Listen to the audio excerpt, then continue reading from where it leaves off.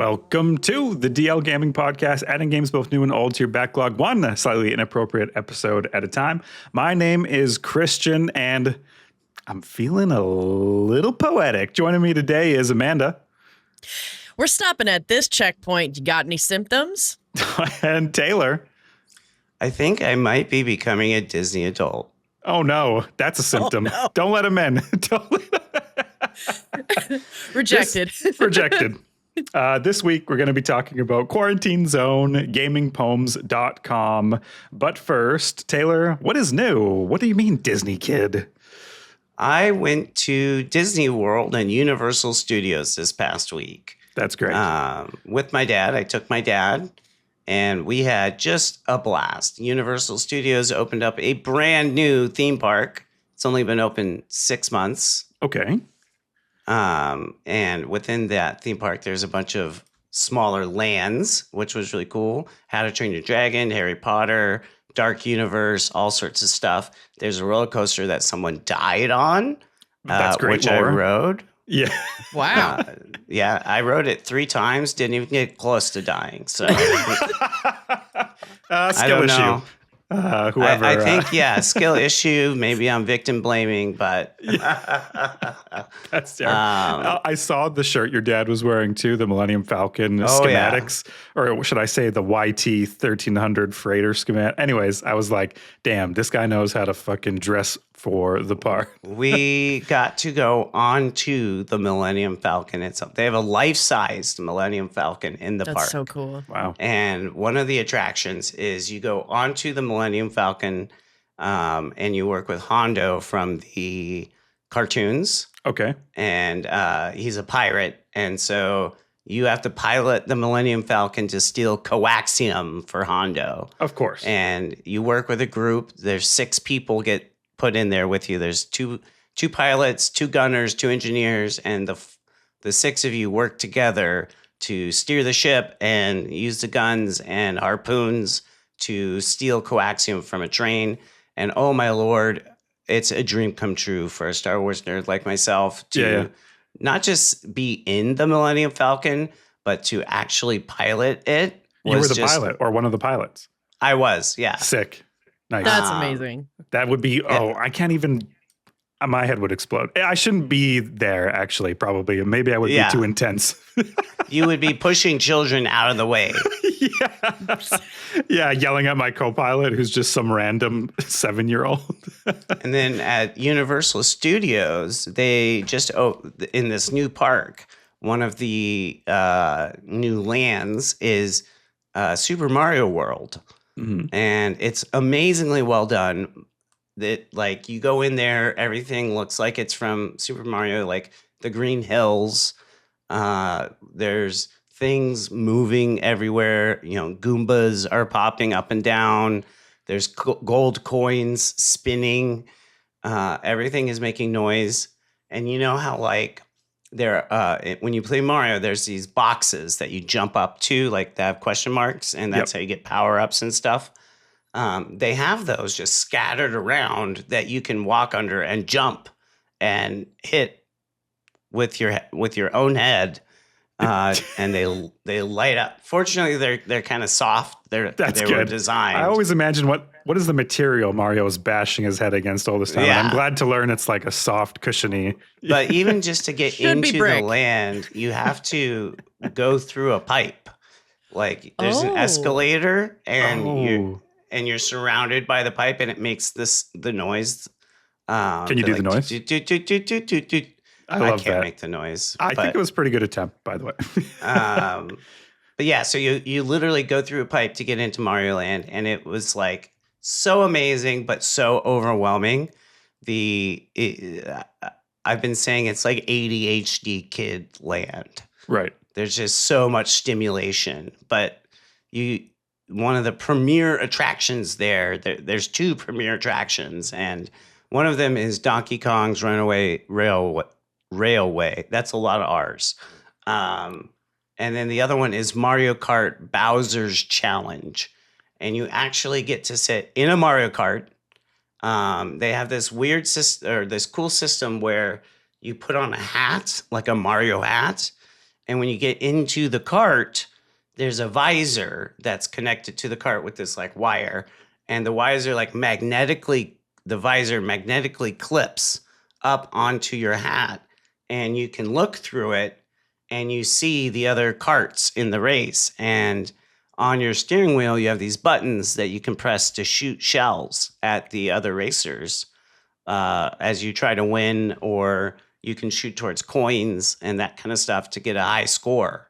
So it's actually a game, like you're actually gaming while riding on this attraction. That's so which is cool. something I just had never seen before. Yeah. And I hope it is the future of theme park attractions, like these interactive elements where they combine gaming with it's not just a roller coaster. It's not just a motion simulator. It's you are actively doing something and getting high scores. And I will say I was not very good at it. I did not get a high score. When I got off the ride, they show like high scores of the day and high scores of the month. And the numbers that people were getting were just off the charts. It's like either they were employees who have ridden it 1 million times, or it was someone who like just knew exactly what exactly what like a Nintendo employee had showed up or something. But yeah. Got to get the Awesome. devs off the high score list. yeah, They're not allowed. It should be Banned. allowed. Yeah. Dude, that sounds so cool. I wonder who the first person to look at a roller coaster was and was like, you know what?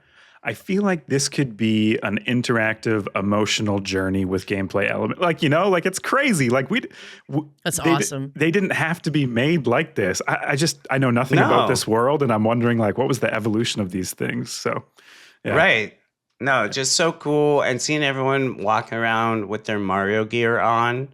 Although I will say the Goomba hat that you can buy, when people are wearing it, just straight up looks like the head of a penis. Yeah. I'm in the wrong land. I'm in penis land. Get me out. Cool. That's an excellent travel story. I'm so glad you got to experience that.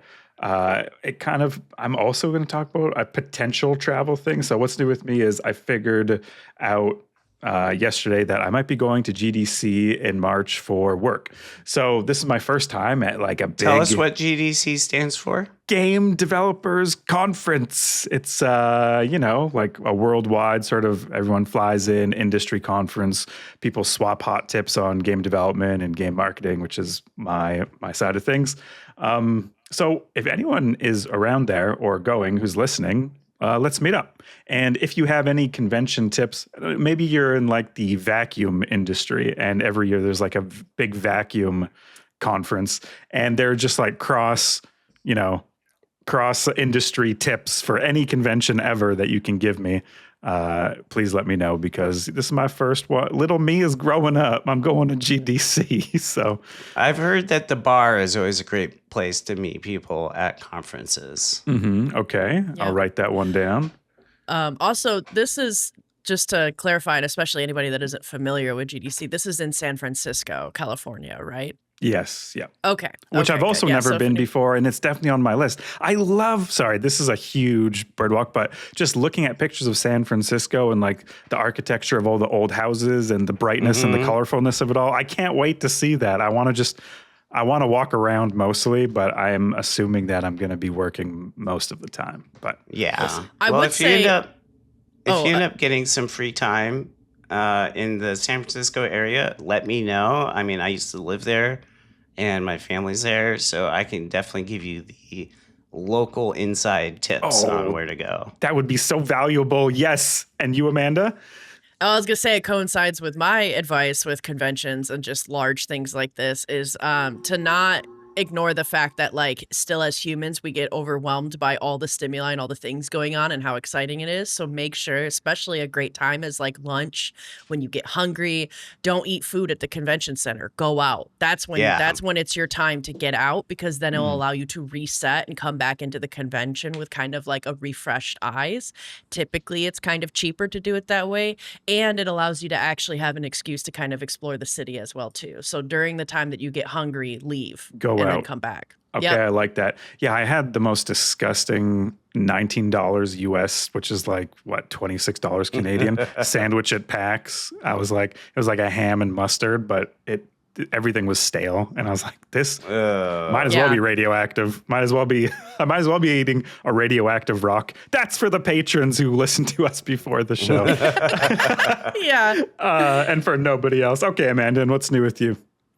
What's new with me is, so I've been on this huge kind of kick where if there's any pre-release for Magic the Gathering coming out, I want to try a new local game store that's around here in Vancouver, because I kind of want to get the feeling of like, what is the Magic community like up in Canada and in Vancouver? You know, it's close enough to Seattle. Like Seattle's scene was really, really popping. I mean, that's where the headquarters is. Exactly. And you can feel it when you go to the pre-releases. Like the place we used to go to in Seattle would have around, I'm not even exaggerating with this, I think it's about 100 to 120 people show out for the event. It's just insane.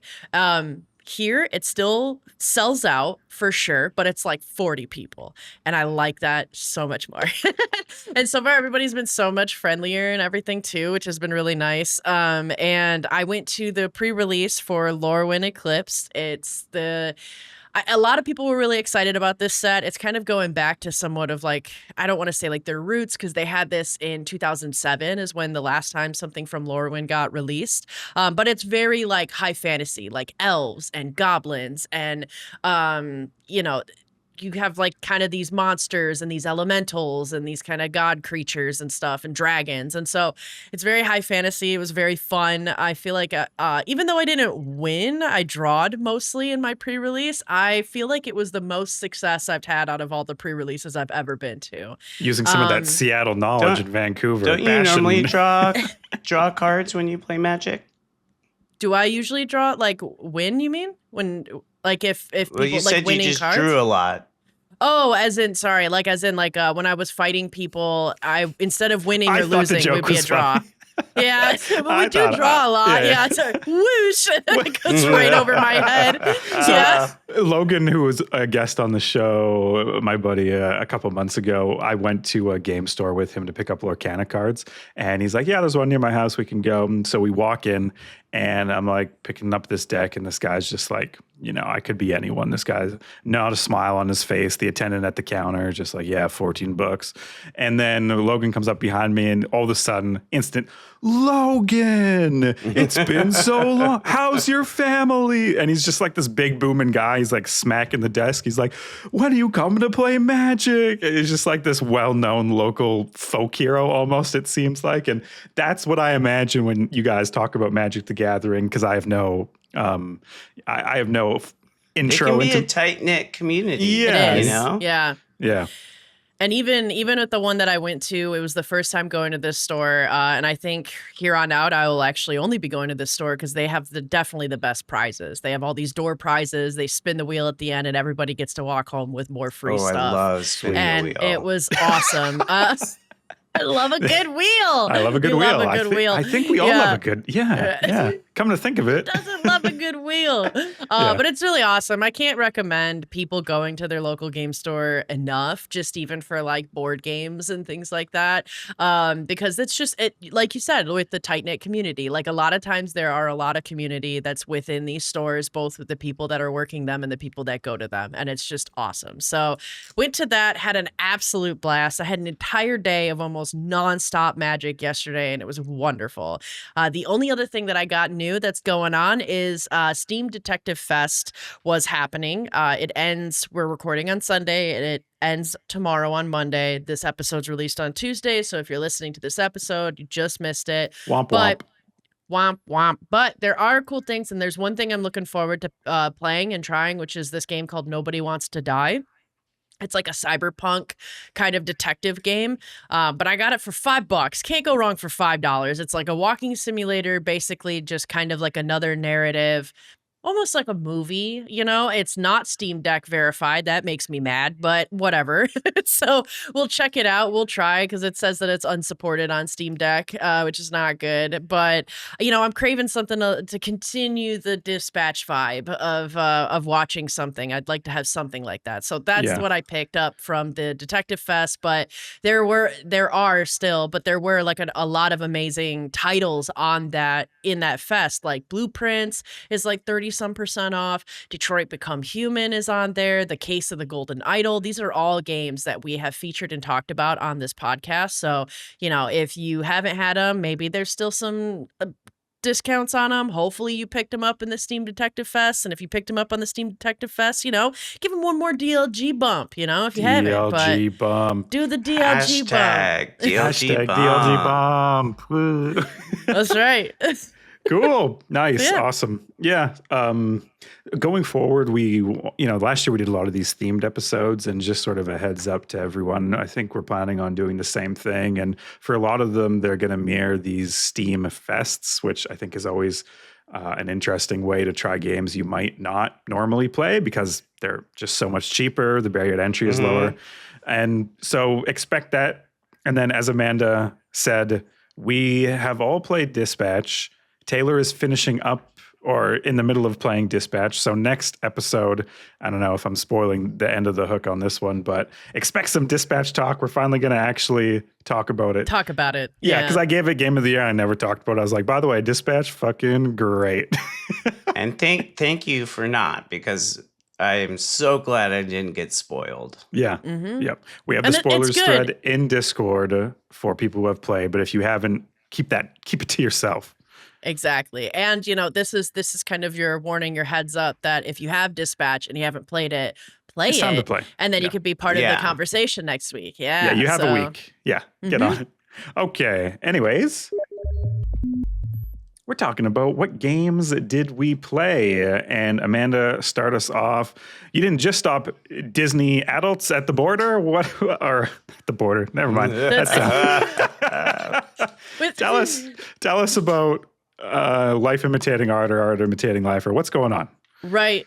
So I played quite a bit of Quarantine Zone, The Last Check. It came out recently. I think it came out like a week ago. This is a fresh, January release, a 2026 game done by Devolver. And well, they're the publisher. Brigada Games is the one who developed it. And they've just done... This game's so cool. I've been streaming it. I will continue to stream it, actually. So if anybody's interested in seeing it, I probably won't stream today, but starting this week as well, I'll stream the rest of it, and we'll see if we can get to the end, because I think I'm actually kind of close to the ending, and I already want to play another playthrough. So that's such a good sign, because I do not like replaying games. This is on the official DLG stream, just so everyone knows. Absolutely. Yep, it's on the official DLG stream that I'll be streaming this, and I have been streaming it, and thank you for everybody that has been showing up and watching and going through this together with me, but I haven't explained, obviously, what the hell the game is. So this game is essentially like a Papers, Please meets a zombie apocalypse, and there's a little bit of some, like, tracking that reminds me of Project Zomboid. The game is essentially people are trying to get into... I'm quite positive it's New York, but they're trying to get into the city, and it's your job to stop them at this quarantine zone area and determine whether they are to be terminated, which they bring them to a firing line, basically, and then shoot them. Or you put them into... Yeah, it's and honestly, like, and this game is dark, but there's also a lot of humor in it, and I'll get into that. But it is a dark game, like if you were in a zombie apocalypse, it would be dark, and if you had the very serious job of allowing people into the city that are not infected, that would be dark and hard. And I think that Brigada did a really awesome job of kind of actually showcasing that while still making a very fun game with some really funny moments. Because, basically people come in and you check all these symptoms. You have like a whole checklist thing, and they give you tools to use to try and check these symptoms. And some symptoms, they're just sick. They can still have a cold. You could still have a flu in the zombie apocalypse, right? A lot of people are malnourished and coming from a long way, and like there's a high chance that they're sick, right? that doesn't mean they're infected. So you have a quarantine area that you can put them. Then you have the survivor's block if they're cleared. So if they're just sick and they have a cold, they can still go to the survivor's block. But if you're not sure if they're infected or not, you want to put them in quarantine. And then some people have come in with like a zombie bite on their fucking face and have been like, yeah, no way, my guy. I'm sorry. That's not getting in firing line for you. Yeah.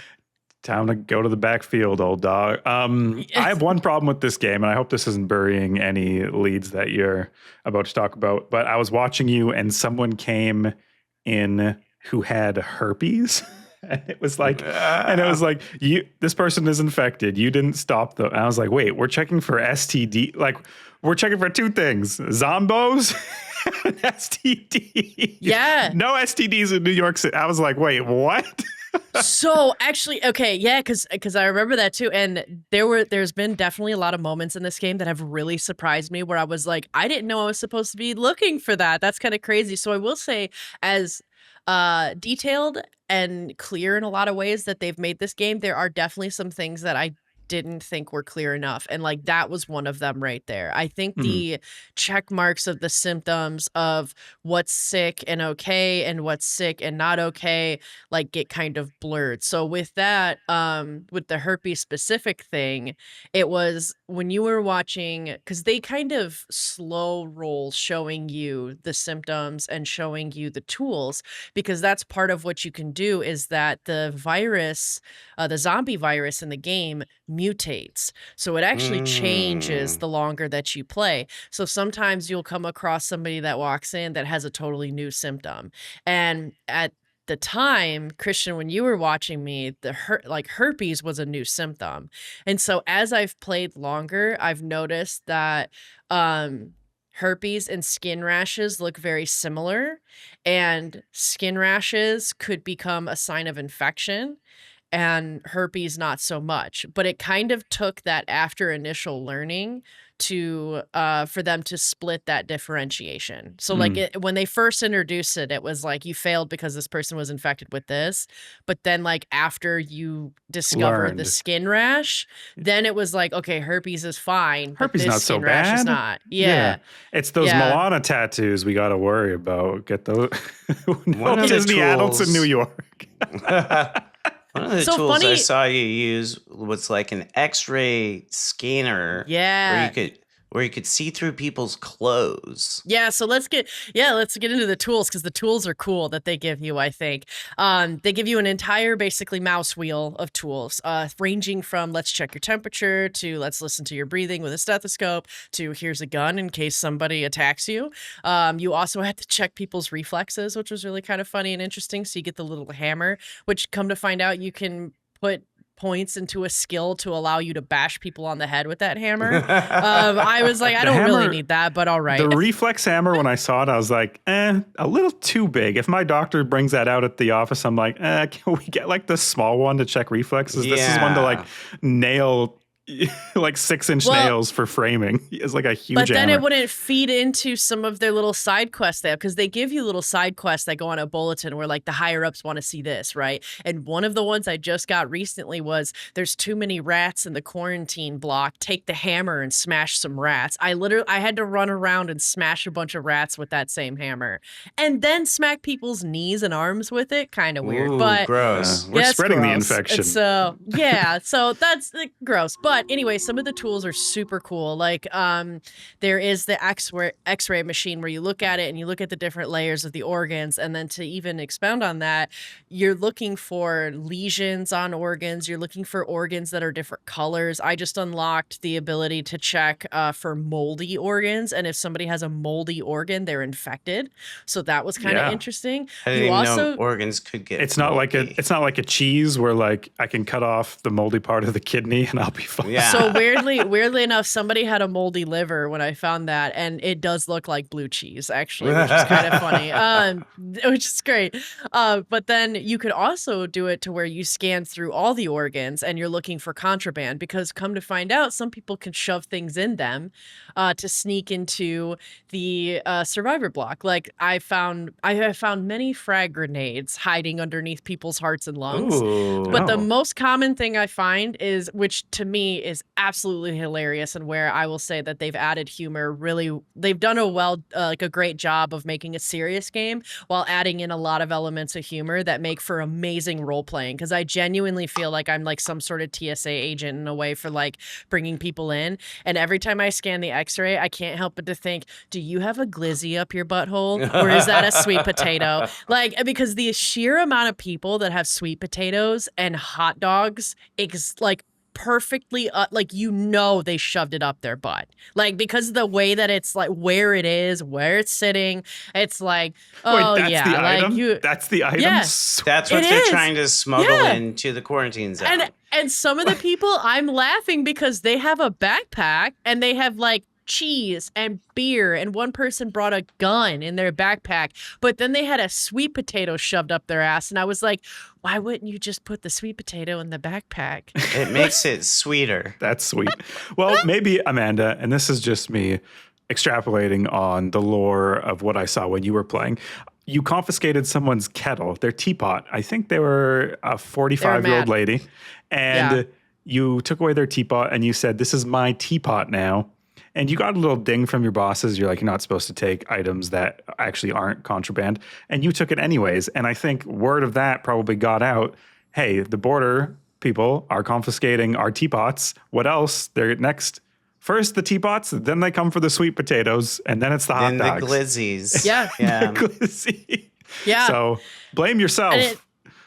Well, that is true. Sometimes I get a little overzealous with some of it. I think at one time I took a frying pan because I was like, you could clearly use this as a weapon. I played Left 4 Dead. Like, I've used a frying pan. And they were like, no. And then the person's like, no, don't take that. I need that to sleep.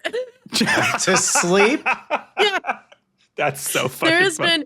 There's been some really funny moments in this game. Lines. Like, well, yeah, kind of, or intentionally funny, because they're like, Regatta Games has been trolly. Like, they've sent one time one guy walked in, which I didn't see him because there was a long line, so I didn't see him until he actually walked in, which made it even funnier. But it was this like guy wearing a t-shirt that had the Grim Reaper on the t-shirt, and he had a like rucksack bag over his head. And I was like, okay, can I remove this head? I need to look at your face. And he wouldn't let me.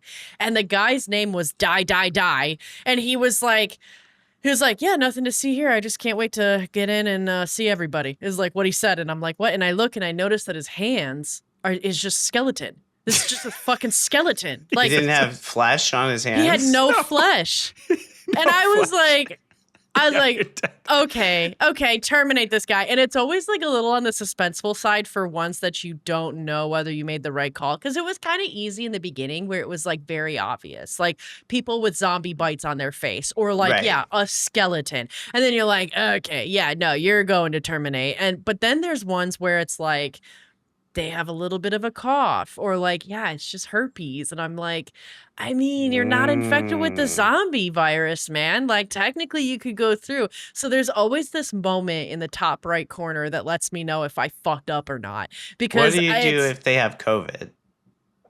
Well, in theory, if it depends kind of where you're at in the game. I think in the beginning point of the game, and if you have room, it's wise to put them in quarantine.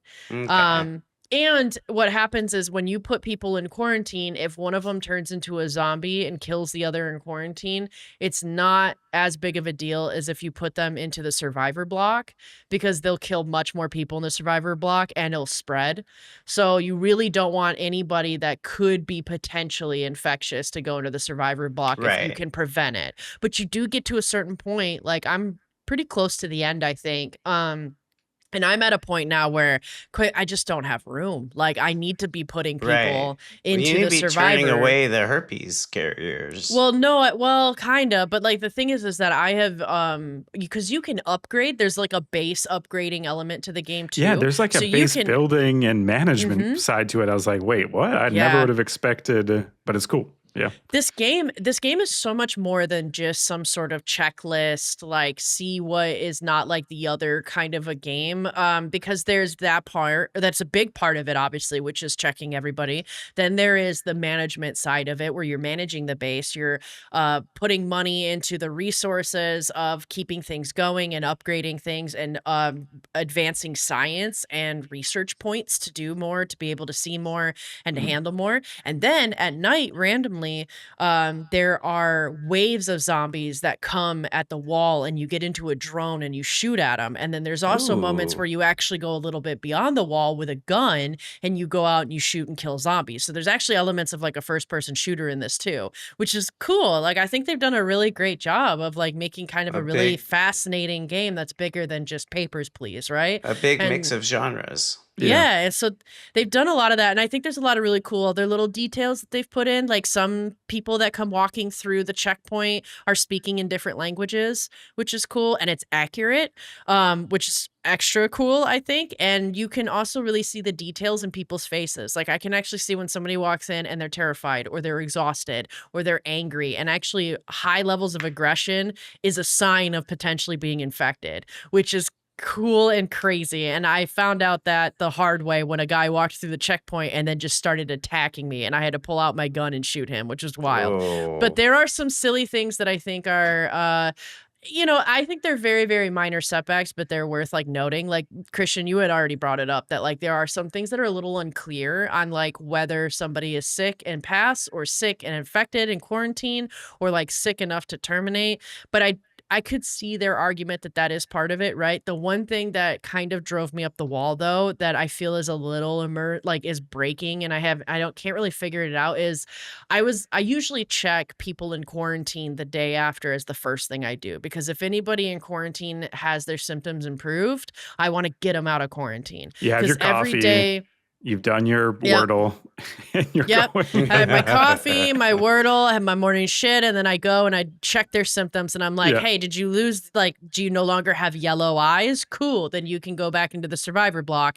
And sometimes people have gotten worse. One of the new tools they give you is a UV light. And sometimes you can actually see UV symptoms of the zombie virus on people's skin that you can't see without it. And I had one guy who just had a cough and that was it. And he was pale. And I was like, I mean, I don't really, and they put pale skin as like a possible infected. So you're going to want to put somebody who's pale in quarantine. And I was like, I feel like this guy's going to get better. I don't feel like he's infected. And then the next day, his symptoms were the exact same. And I used the UV light and I saw a UV zombie bite on his skin, and he had like all of this like pus on his face that was UV lit up, and I was like, whoa, one more day and this dude would have been a zombie. Time to terminate. I was like, yeah. And so, I usually try and clear that, but I've noticed that every single morning after I got my gun, I hear a zombie like right outside of the quarantine. And I'm like, what the hell is that? And the first time that happened, I like went over to where they have like the science and laboratory. And I'm like, what the hell are you guys doing over here? And there's just a zombie walking around, chilling. And I'm like, how'd you get in here?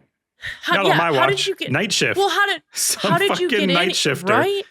Honestly, though, like there could be some sort of lore behind that. I just don't get it. And at first, I thought maybe that it was just kind of like a bug or broken, and it wasn't intentional. But then, like the next 5 days, every morning that happened, and I'm like, oh, okay, this is part of the game now. But like, why? There's literally so much security on the perimeter and so many guys with guns standing at every little spot that a zombie could get into, that where the fuck are these coming from? One day, 3 of them were walking. I can accept frag grenades behind the heart, but do not put zombies in the quarantine. That shit is on lock. That is an insult to my career as a quarantine officer.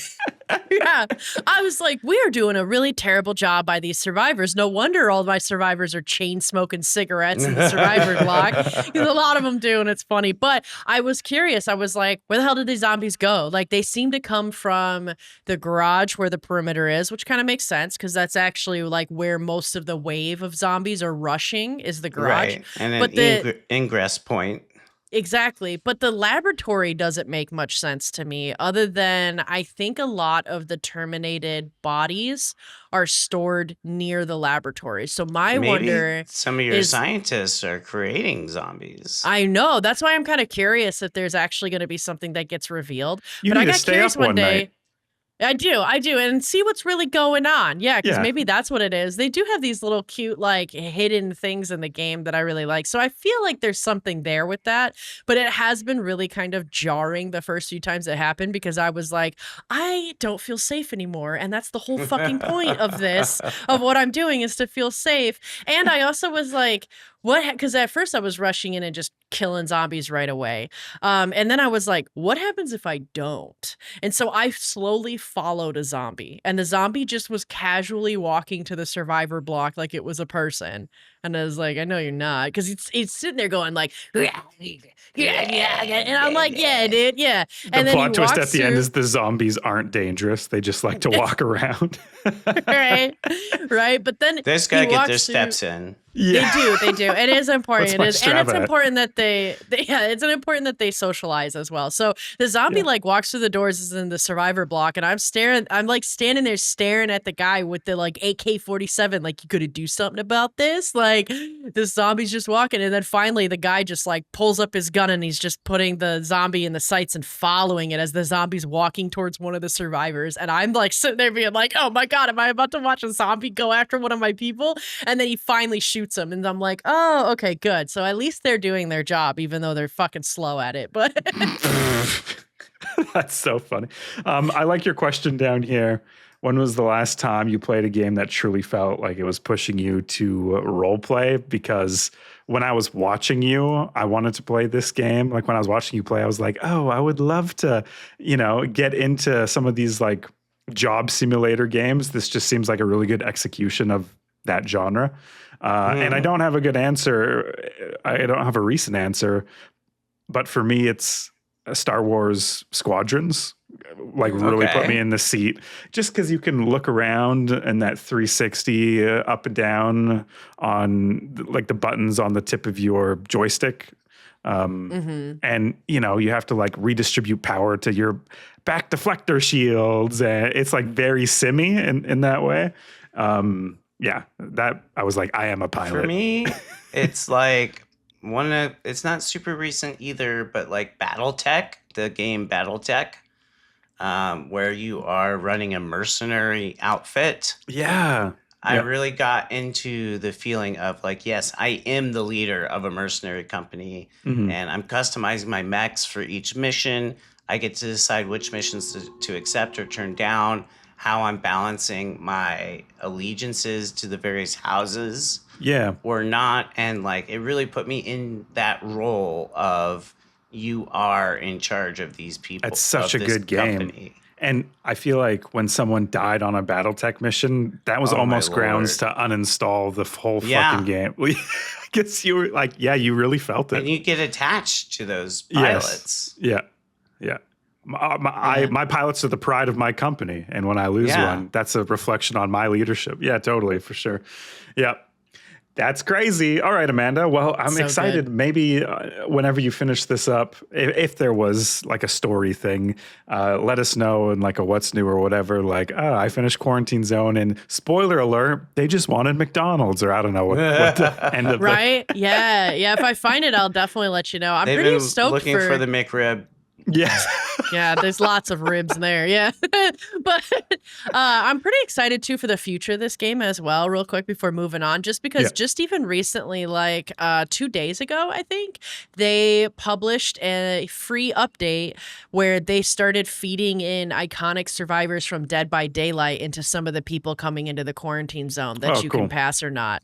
But you only get these kind of free. Yeah, so they're trying to do more crossovers, it seems, which will be really fun. And I think a really great spot for it, because it's really just about taking that character and putting them in to see if they'll be accepted through the border or not.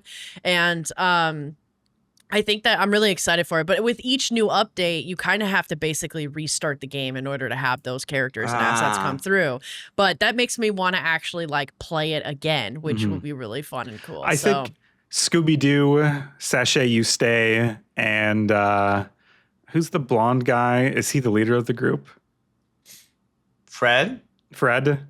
Sashay away. Yes. Firing line. If we're doing crossover, I'm thinking like, what's the most inappropriate crossover? The Scooby Gang. I feel like.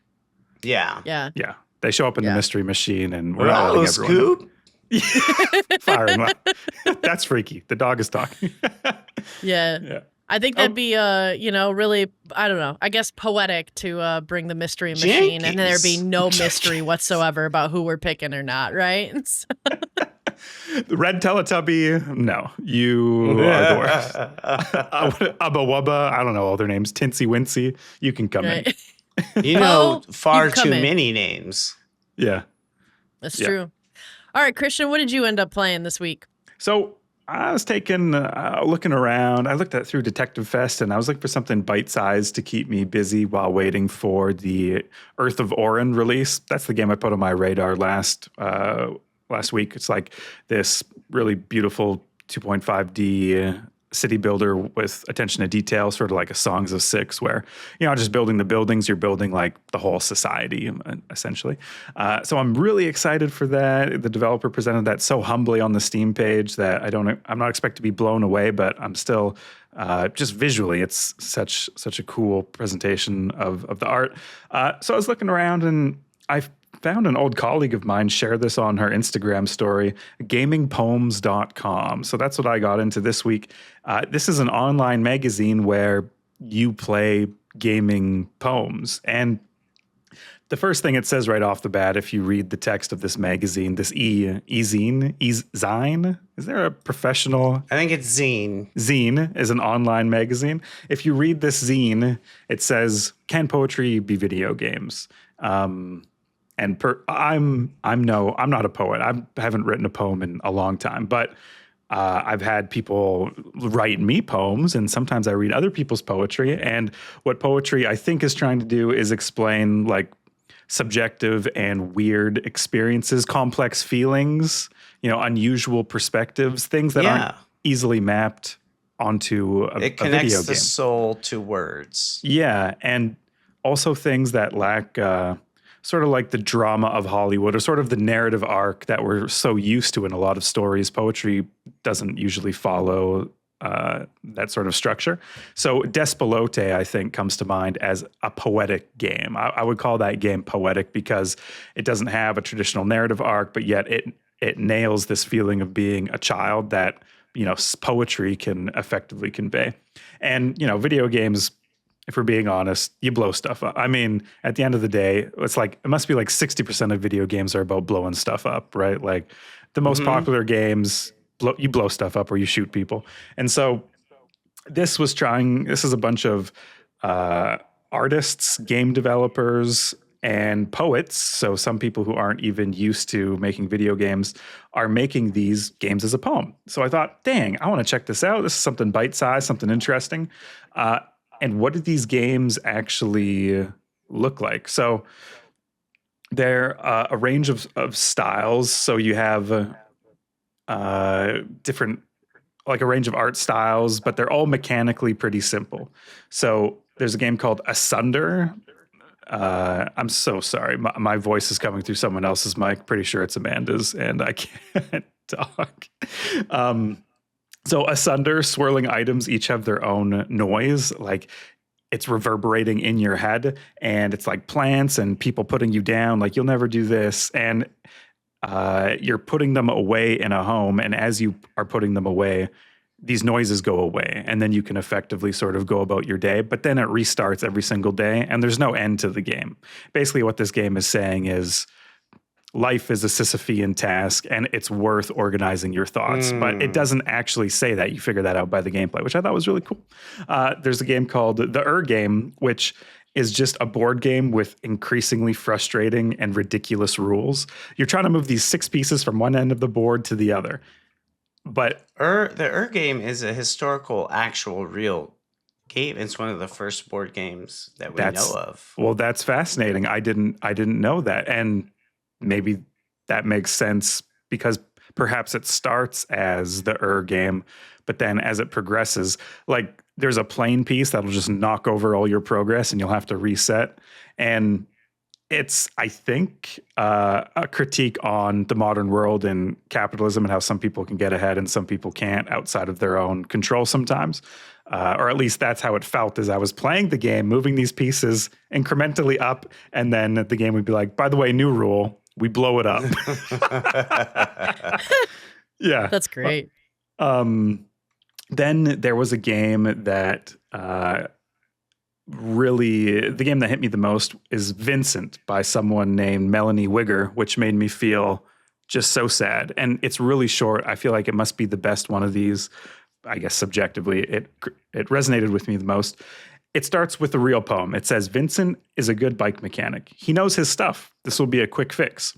And then it starts you off fixing a bike, except you have a bucket of tools. And every time you reach for a tool, it turns into something else.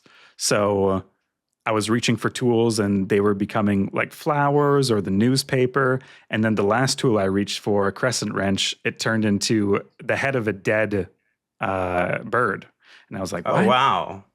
And then it zooms out. And what I'm actually doing is poking at someone's wheelchair in a nursing home. And not a bike. And my daughter's behind me and she says, Dad, stop bothering other people. We've got to go.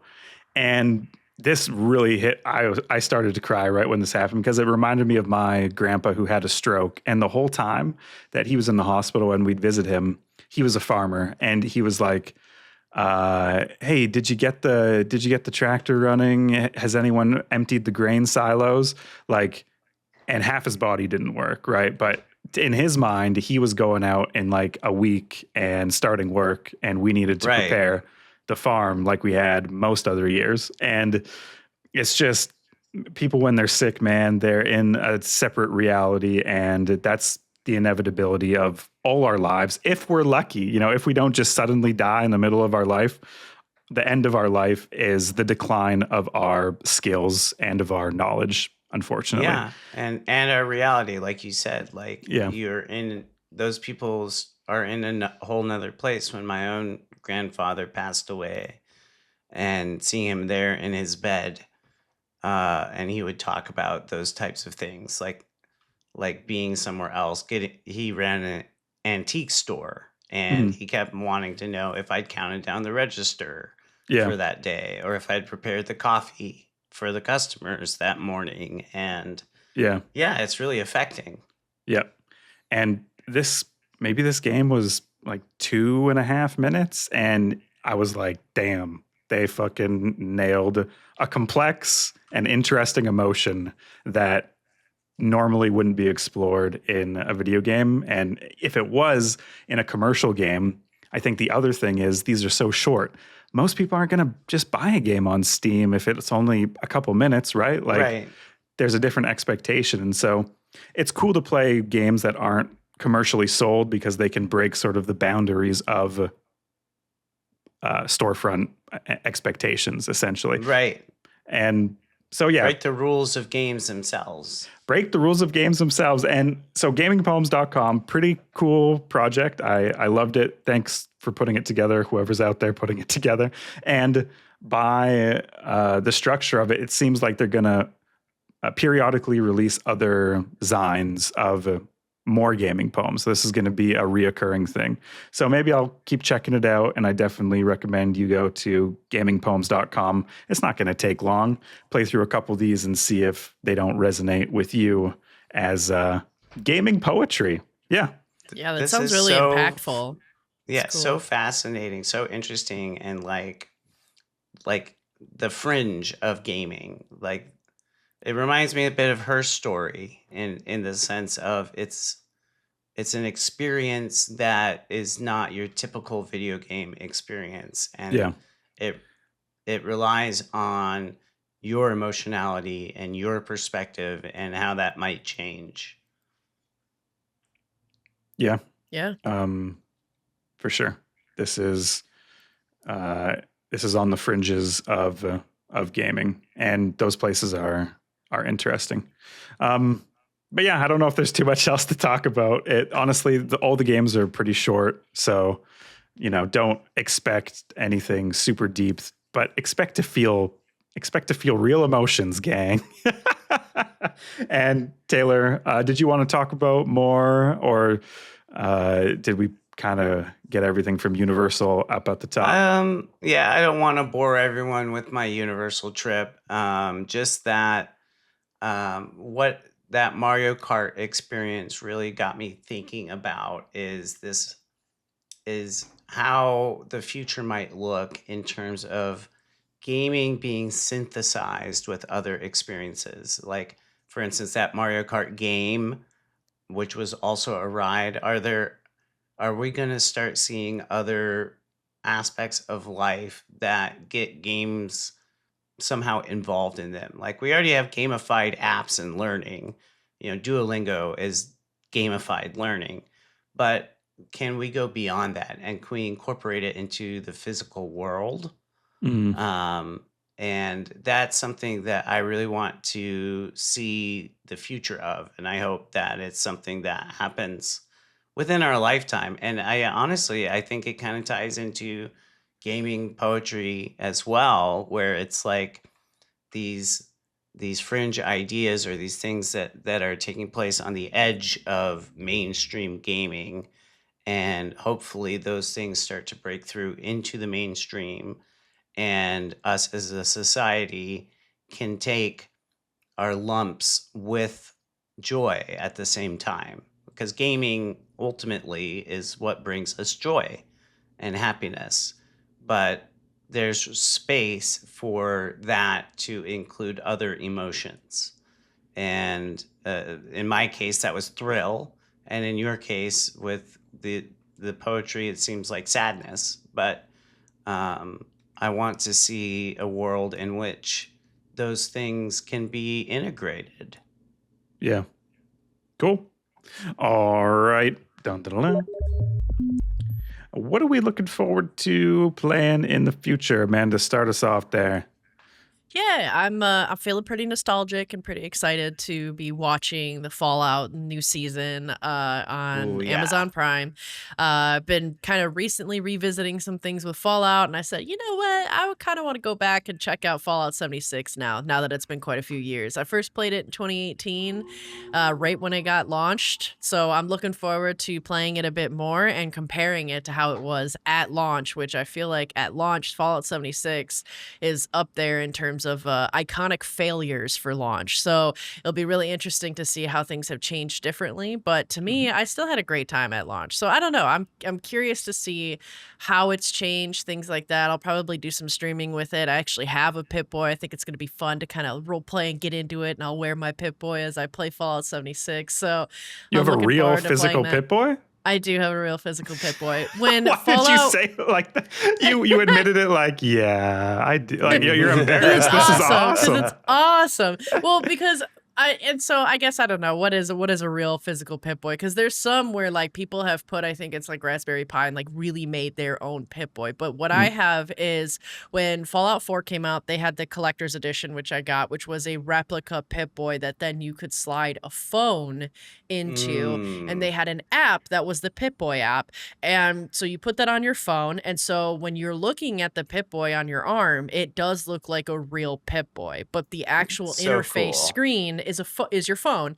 And at the time, I had a phone that just fit, and I have carried that Pip-Boy with me, because you get it in a whole fancy, you get it in an entire like Vault-Tec like big crate, a case, yeah. And so I have taken that with me all over the country, and it's here with me in Vancouver as well. And I opened it up, I looked at it, we tested to see if it still works. I still have the phone from like 2014 in there, 2018 or whatever. Wow. And we booted it up, and the app is still working. It was cool at the time, and I don't know if it still works with Fallout 4, but I definitely remember when Fallout 4 came out, I used to play Fallout 4. I would have the Pip-Boy app on my arm in the Pip-Boy, and it was synced to my account. So what I would do is, while I was in the middle of a fight, I would just go onto my arm and go boop boop boop into my inventory and pop a stim pack. Jesus. And it was awesome. And so to me, I'm like, how could I not play? Map. Exactly. I would look at the map on my arm while I was running and playing in the game, and it was such a cool way of them connecting and getting you immersed, which, I mean, honestly is very on brand for Bethesda, all about immersion, right? But I feel like, how could I not play Fallout 76 and bring that bad boy back out and play with that? I hope you stream, so when people come, they're like, they recognize, this is someone with real Wasteland experience. This isn't your run of the mill. Real Wasteland cred. Yeah, that's right. That's right. Put the pit in Pit Boy. Yeah, and I've been checking symptoms for zombies, so I think I can handle a feral ghoul or two. But yeah. That's nothing. But it's awesome. So yeah, Taylor, what do you have on your on the radar?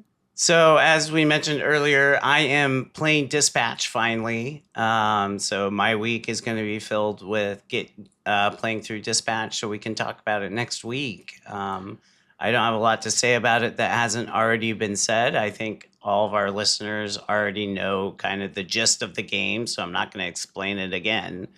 But yeah, look forward to getting to hear our thoughts on Dispatch. Okay, Taylor, and right off let's hold your feet to the fire here. Fuck, marry, kill the roster that you have right now. Oh man, fuck Invisigirl. Okay. Marry. Oh man, I'm forgetting their names. I literally only have an hour in them. I would marry the short guy. Yeah. Punch up. Yeah, and then kill probably the flame guy. Yeah, Flambe. Flambe. I love that. Yeah. And for those who know his real name, Oh, we should do for our Dispatch. I'm calling it the Dispatch episode. It's not, but we're going to be talking about a lot of Dispatch. We should have like a fun. There may be some fun games we can use to sort of make it. And we need to come up with superhero names. Oh, yes. Yeah. Okay, I like this. What kind of crime would we be dispatched for? Yeah. I love that. Okay, cool. So now we've got some work to do this week. We have some work to do. Yeah. Yes. Okay, I'm excited. And I'm also excited for Styx Blade of Greed. So I played Styx Shards of Darkness. And these games are like you're a little goblin thief running around this high fantasy space, this high fantasy world, stealing stuff, being bad.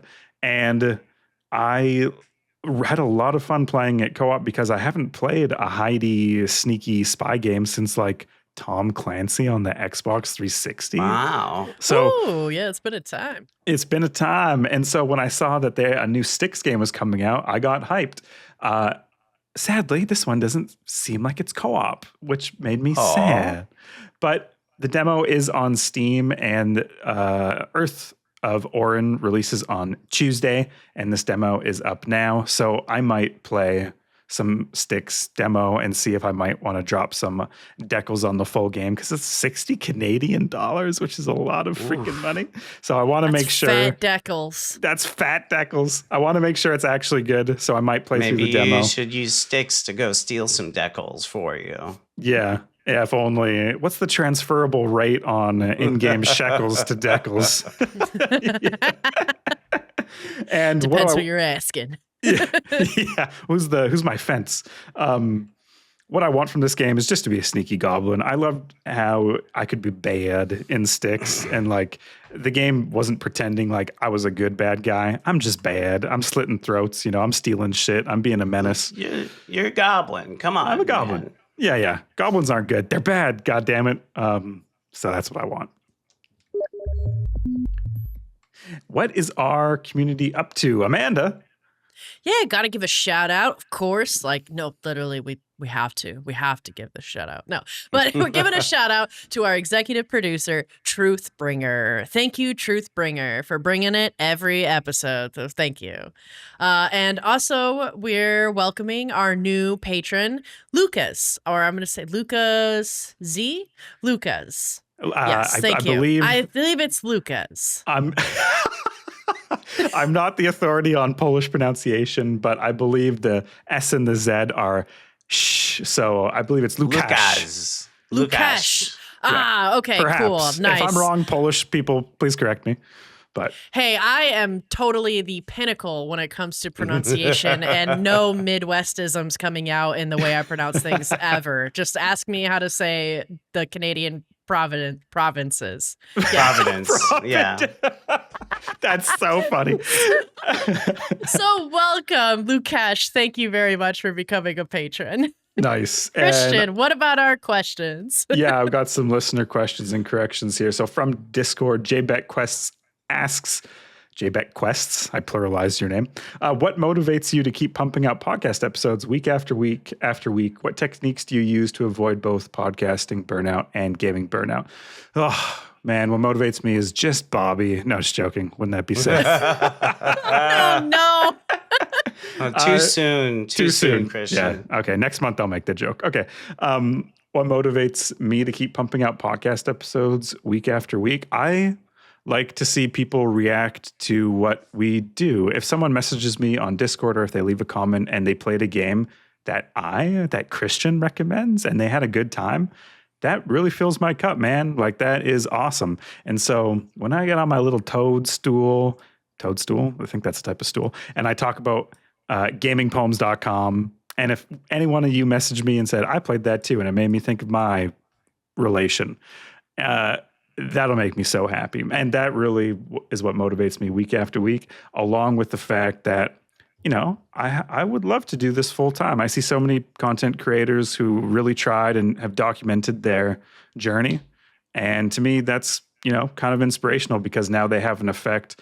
Like when Seth talks about a game, thousands of people buy it. And if that game is like synthetic, made by one person, totally changes the course of someone's life in a great way, right? So that's the effect I would like to have on indies especially. How about you guys? Yeah. Similar, but I also feel like I just love, like, we talked a bit earlier, especially with the gaming poetry, of the fringes of gaming. And I love that. I love, like, the weird, interesting things that inspire people to go, I want to make a video game about that. And I like to know why. And I'd like to connect even more with developers and community and people that have influenced how this thing has come to be part of creation, you know? And I do think of games that are like bag of milk inside of a bag of milk, or desktop explorer. Like, it's incredibly cool, I think, to just see the full spectrum of creativity that comes in something that people or one person has actually manifested and created, and the impact it's had on those that are enjoying it and participating in it. And so I feel like that kind of helps with preventing a lot of burnout. I also kind of have like a lot of a ADHD mindset with a lot of video games too. I bounce around a ton, so that kind of helps with not getting burnt out of playing games. But I also think it's important too that all of us, you know, we're not all one thing, right? And so there are other hobbies that everybody has, other things. So kind of, you know, sometimes I need to take a break and play Magic or paint or go hiking or camping and get outside. So then this way you can kind of come back to the hobby that you love with like a reset and fresh eyes to be able to kind of dive in again.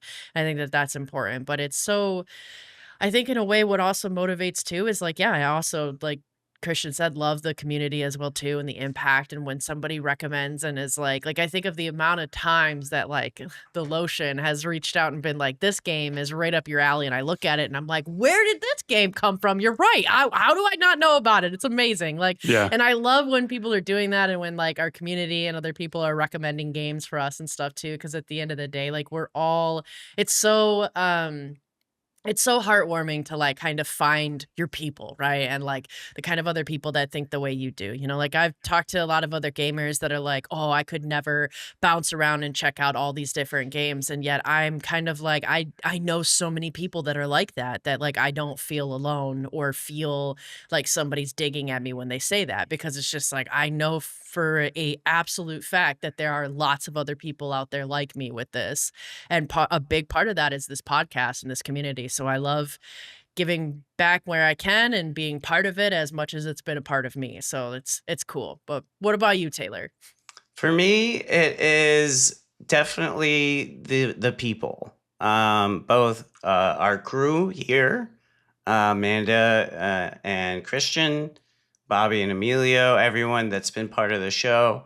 They're all my friends, and supporting them means a lot to me. Also, the community, like Amanda touched on.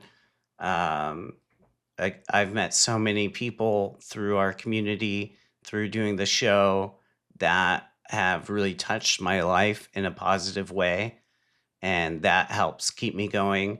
But you mentioned burnout there, JBackQuest, and I do want to acknowledge that. Like, sometimes it's not all sunshine and roses. Doing a show, especially a weekly show like this, can be difficult, and sometimes you don't feel like sitting down and playing a game to cover on the show, and you just got to do it anyway, just like anything else in life. So, I do deal with burnout sometimes. There's times when I'd really just rather sit down and read a book, but I know that it's like, all right, Taylor, you've got to go ahead and get this game. You got to put 2 or 3 hours into this game so you can talk about it. And a lot of the times, even though I wasn't feeling up to it at the moment, I find myself actually really glad that I did sit down to do it. Especially when I'm discovering a new game or a different genre of game that I would not have played otherwise. And so that really helps. Doing the deep dives that I've done this past year into the gotcha games, into the itch games, Renpai games, etc., has also really helped with that kind of burnout feeling. I'm not just playing Call of Duty Warzone week after week. I'm discovering new things. Could you imagine if this was a Call of Duty Warzone podcast? Oh my God. And we had to play it every week. But that, and getting to shine a spotlight on things, on projects that I find important and that I don't think enough people hear about, to me is something that I live for. It really is important to me, and I love that feeling. And especially when I've had a developer reach out to me, or someone on a development team reach out to me and say, hey, thanks for covering this on your show. Like, we ended up getting 30% more downloads this past week because you guys talked about it, and that just means the world. So yeah, it can be tough, but at the same time, the rewards far outweigh any of the negatives. Yeah, and we started also taking it a bit more. I shouldn't say we just started, because this has always been a thing, but like, if you've never had a hobby where you now have to critique and present the thing that you are consuming. Like, when I play games, I have the game up and then I have a notes doc up on the left screen, almost nearly always. And usually I'm also recording all my gameplay, right? And so this isn't just taking the curtain back a bit. There's a little bit more to it that can cause burnout, because I'm not just playing a game. While I'm playing the game, I'm thinking about what's cool or what's new or how is this affecting me. Like, I'm being a little bit more introspective. When I play Civilization 5, all that is gone. I am literally just playing the game, right? And so those two things are a little bit different. And what Taylor said is completely true. Like, some weeks that effort is a little more than what feels like I want to give. Yeah. Right. Yeah. And we all have stuff going on in our lives outside of the show that can make it difficult. And one of the things that recharges me personally is traveling. Like, having just gone to Disney World, or, not too long ago I was in Morocco. This year I'm planning another international trip. And traveling is something that helps recharge me. So when I do get back and I slot back into what's normal, it feels great. Yeah. Yep. Cool. Okay. Warconia says, what's up with the end of the last podcast? Bobby started talking and then I began to black out and ended up losing track for 23 minutes. Not sure what's going on, but looking forward to hearing Bobby consistently for years to come. Yeah, us too, dude. I think he's going to be on next week or maybe the week after. Nah, Bobby's gone. And he put out a little short episode that I thought was really well done. It's just 4 minutes. I released it on Saturday or so. Anyways, it'll be on your podcast feed. Just search around, have a little listen to that. And, we're calling back Bobby and to this burnout question and motivation question as well. I think we're planning on having a little bit more guest spots to give each one of us a little break around things that we might be doing or space to tackle. And to keep things fresh for you as the listeners. Exactly. Yeah. Hearing some different Absolutely. perspectives and people you don't normally hear from. So, including Bobby is on that guest list. He said he'd be glad to and happy to. So, yeah, you're going to be hearing from Bobby semi-consistently for years to come. Yeah, he's Yeah, not it's dead. like it's not like it's a Yeah. true goodbye. It is a goodbye for now, though. Yeah. Yeah. Burn Division asks, is this like the Stranger Things season 5 ending? Is there a secret episode for DLG podcast? I haven't watched a Stranger. I'm pretty sure they defeat Vecna this time. They must. I don't know. I haven't seen it. So, oh man, yeah, it's a bummer because like Burn Division also put that I wonder who on the podcast will even know the whole reference here because I don't think any of us have watched the Stranger Things season 5 ending. I've heard a lot of like negativity around it, but I have heard and seen a lot of things kind of referencing, at least I think, what he's kind of getting at too, which is this whole idea of like conformity gate, which is kind of this mindset of like a lot of people just pretending that everything is normal and putting on like a fake face, and it's almost like a simulation. Like think of like this is the Matrix and you are taking the blue pill where everything seems like it's fine and normal and regular, or like in a way like the Truman Show where like you know the whole thing was a facade, or it all goes back to kind of like the allegory of the cave in a way where like everything you're staring at is you think this is the way the world is, but there's a ladder behind you, and if you climb up out of it you realize your entire life you've been in a cave and that's not how the world is. Right. So like something like that, I think, with here. So, yeah, you know what? I'm going to take this as, yeah, Bobby was never on the podcast. Bobby isn't here. What are you talking about? I've never met. No, No. I want to make sure that everyone understands that one, Bobby stepped back for his own personal reasons. There was not any kind of bad blood or disagreements. He just had stuff going on in his life where he didn't have time to record a weekly podcast anymore. And the rest of us, we love him, we miss him, and we're not going to pretend like he never existed. Of We're course. just going to keep doing the show as we've always done and keep putting out a great product that everyone hopefully enjoys listening to. You'll probably hear Bobby's name too much, actually. You're going to get tired of it. You're Yeah. like, oh, that old guy, that retired man. Yeah. But don't be afraid that we're just going to ignore him and pretend that he never existed, because that's not the case. He's all of our best friend. Yeah. Yeah. And same with Emilio, too. I mean, all the people that have been on this Who? podcast. No, sorry. Keep going. All the people on this podcast have He like still really owes made me a such jar of a Insidious. yeah. Yeah, he's on but our. He got to pay up. He's got to pay up with that secret salsa. Yeah, everybody's made such an impact on the podcast that's been on it, though. You know, it's really hard to envision kind of a world without anybody. I was messaging Minnie the other day, and you know, I read a book because of on his recommendation. I don't know. It's just these relationships never leave for good. I don't think. Taylor, what's the plug this week? Yeah, so for our Game of the Year episode, we put out a bingo card / survey. And I would really appreciate everyone if you take the time to fill out that survey for us. It's really important. We need to hear from you, the listeners. Give us your feedback. So far, the responses to the survey, there's not been enough of them. And I know that we have a lot more listeners than we've had responses. So please take the time. It doesn't take very long. I mean, 5 minutes at most to fill out this survey. And it really, really does help us. So please, you can find it on the Discord. You can find it on we'll include a link to the survey in the podcast description for this episode. So, and if all of that, you still can't find it, message me directly and I'll send it to you. Take the survey.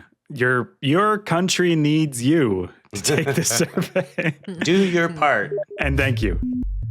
All right, it's time for the outro. My name is Christian. Joining us today was Amanda and Taylor. Tune in next week because we're all getting dispatched to finally talk about dispatch. That's not what I wrote, but it's what I said. Okay. And Taylor, I would like you to read this part a little slowly because actually I didn't properly prepare this, so I need 30 seconds if you can stretch that. The outro music for this episode is the Nani Nani Wee Waifu main theme song to Shogo Mobile Armor Division. Goodbye. Once again, Nani Nani Wee Waifu main theme song. Goodbye.